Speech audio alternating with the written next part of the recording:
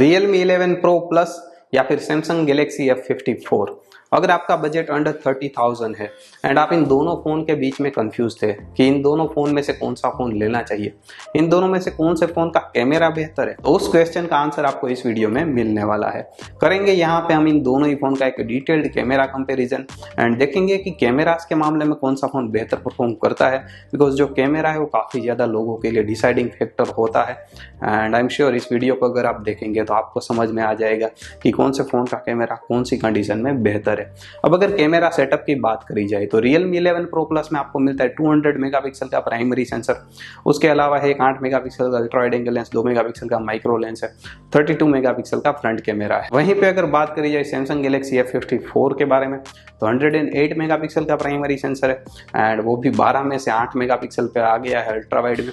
उसके अलावा 2 मेगापिक्सल का डेप्थ सेंसर है एंड फ्रंट में मिलता है 32 मेगापिक्सल का सेल्फी कैमरा। तो चलिए करते हैं इन दोनों ही फोन्स के कैमरास को टेस्ट एंड देखते हैं कौन सी कंडीशन में कौन से फोन का कैमरा कितना बेहतर परफॉर्म करता है।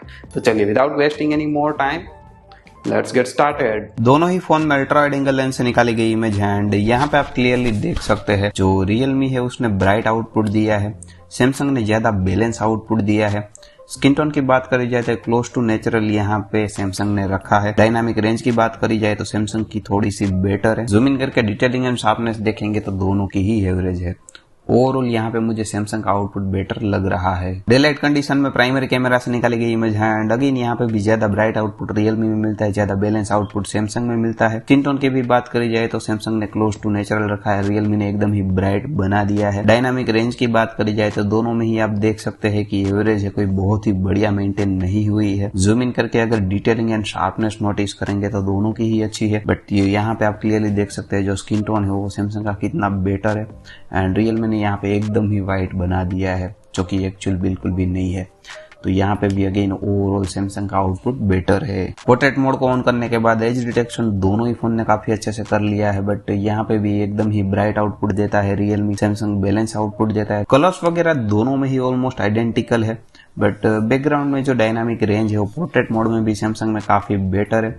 Realme ने पूरा ही वॉश आउट कर दिया है। अब ये एक एडवांटेज है जो आपको Realme में देखने को मिलता है 2x पोर्ट्रेट मोड, जो कि सैमसंग में आपको देखने को नहीं मिलता है एंड ये Realme में काफी अच्छे तरीके से वर्क भी करता है। तो यस, पोर्ट्रेट मोड के मामले में डेफिनेटली Realme के पास एक एडवांटेज है। डे लाइट कंडीशन में ही कुछ अल्ट्रा वाइड एंगल लेंस से निकाली गई फोटोज एंड यहाँ पे आप देख सकते हैं सैमसंग थोड़े से बूस्टेड कलर्स देता है, Realme यहाँ पे एक्चुअल कलर्स ही दे रहा है, बूस्ट नहीं कर रहा है। उसके अलावा डिटेलिंग एंड शार्पनेस अगर आप नोटिस करेंगे तो दोनों का ही काफी एवरेज है। डायनामिक रेंज आप देखते हैं तो दोनों का ही ठीक ठाक बोलूंगा मैं एंड ओवरऑल यहाँ पे अगर देखा जाए तो अल्ट्रा वाइड में ऑब्जेक्ट की फोटोग्राफी के मामले में दोनों का ही परफॉर्मेंस ठीक है। प्राइमरी कैमरा से निकाली गई कुछ इमेजेस एंड यहाँ पे आप देख सकते हैं दोनों ही फोन का परफॉर्मेंस अच्छा है। कलर्स वगैरह का यहाँ पे भी आपको डिफरेंस पता चल जाएगा।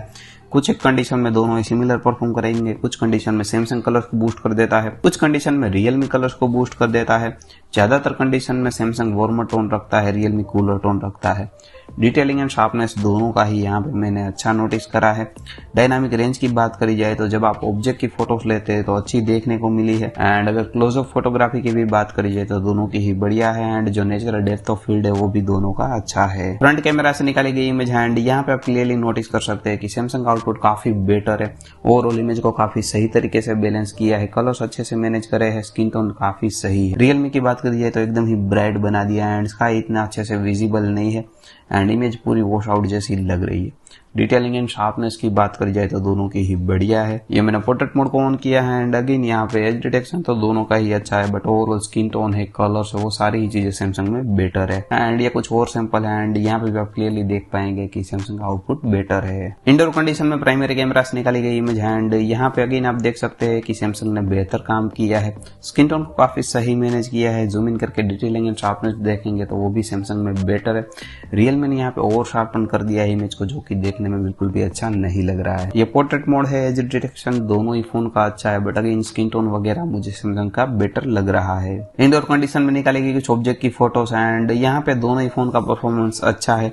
कलर्स यहाँ पे कंसिस्टेंट किसी भी फोन में नहीं है, कभी कभी रियलमी चेंज कर देता है, कभी कभी सैमसंग चेंज कर देता है। बाकी की सारी चीजें दोनों की ही अच्छी है। इंडोर फ्रंट कैमरा से निकाली गई इमेज है, दोनों ही फोन ने यहाँ पे अच्छा काम किया है। बट अगेन स्किन टोन वगैरह सैमसंग का मुझे बेटर लग रहा है। रियलमी यहाँ पे एकदम ही व्हाइट स्किन टोन रखता है, हालांकि बाहर के जितना यहाँ पे नहीं है, बट अभी भी सैमसंग बेटर है। पोर्ट्रेट मोड को ऑन करने के बाद एज डिटेक्शन के मामले में दोनों ही फोन अच्छे काम कर लेते हैं, वहाँ पे कोई भी इश्यू नहीं है। लो लाइट में निकाली गई इमेज है एंड यहाँ पे क्लियरली रियलमी का आउटपुट ज्यादा शार्प है कम्पेयर टू सैमसंग। सैमसंग में यहाँ पे ब्लरीनेस आ जाती है जब भी आप फोन को थोड़ा सा भी मूव करते हैं, वो चीज मैंने रियलमी में नोटिस नहीं करी है। ये और ज्यादा लो लाइट में फोटो निकाली है एंड यहाँ पे अगेन मुझे रियलमी का आउटपुट बेटर लगा है। लो लाइट में अल्ट्रा वाइड एंगल लेंस से निकाली गई फोटो है, विदाउट नाइट मोड है, दोनों ही काफी एवरेज परफॉर्म करते हैं। नाइट मोड को एनेबल करने के बाद यहाँ पे सैमसंग का आउटपुट थोड़ा सा बेटर है compare to Realme. Primary camera without night mode enable करने के बाद डेफिनेटली दोनों ही फोन का जो आउटपुट है वो काफी इंप्रूव होता है।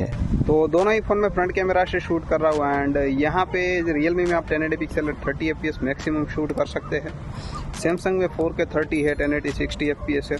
तो वीडियो में ये दो एडवांटेज क्लियरली आपको वहाँ पे मिलते हैं जो कि आपको रियलमी में नहीं मिलते हैं। बाकी स्टेबिलाइजेशन आप यहाँ पे देख सकते हैं, रियलमी में मैंने ऑन करा हुआ है एंड सैमसंग में ऐसा कोई भी ऑप्शन अभी तो मुझे नहीं दिखा है।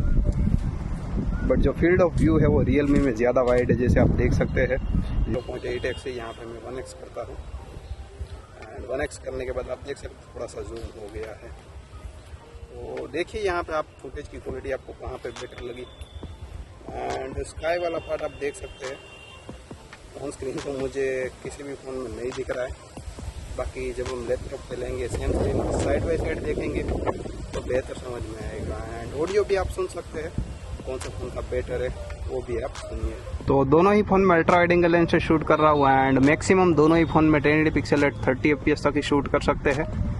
तो यहाँ पे आप देख सकते हैं फुटेज की क्वालिटी वगैरह किस तरह की है, ऑडियो पिकअप किस तरह का है एंड डायनामिक रेंज यहाँ पे आप देख सकते हैं कौन सा फोन बेहतर मैनेज कर रहा है। थोड़ा सा वॉक भी कर लेते हैं, लेट्स सी स्टेबिलिटी कहाँ पे बेटर है एंड दोनों ही डिवाइस को मैंने हैंडल्ड किया हुआ है एंड ऑन स्क्रीन तो मुझे दोनों ही फुटेज स्टेबल दिख रही है। बाकी एक्चुअल कंप्यूटर स्क्रीन पे हम देखेंगे तो बेहतर समझ में आएगा। तो 4K रिजोल्यूशन में शूट कर रहा हूँ प्राइमरी कैमरा से एंड मैक्सिमम 4K 30 fps तक शूट कर सकते हैं दोनों ही फ़ोन में एंड यहाँ पे आप देख सकते हैं फुटेज की क्वालिटी वगैरह किस तरह की है एंड स्टेबिलाइजेशन भी देख लेते हैं वॉक करके। तो स्टेबिलिटी मुझे सैमसंग में तो लग रही है बट रियलमी की फुटेज इतनी ज़्यादा स्टेबल नहीं लग रही है। प्राइमरी कैमरा से ही दोनों ही फ़ोन में 1080 पिक्सल 30 fps पे शूट कर रहा हूँ एंड यहाँ पे आपको दोनों ही फ़ोन की फुटेज स्टेबल देखने को मिल जाएगी। जैसे आप देख सकते हैं अभी स्क्रीन पे दोनों ही डिवाइस को मैंने हैंडल्ड किया हुआ है एंड अभी मैं वॉक कर रहा हूँ। यहाँ पे थोड़ा सा ऑटो फोकस देखते हैं, लेट्स सी।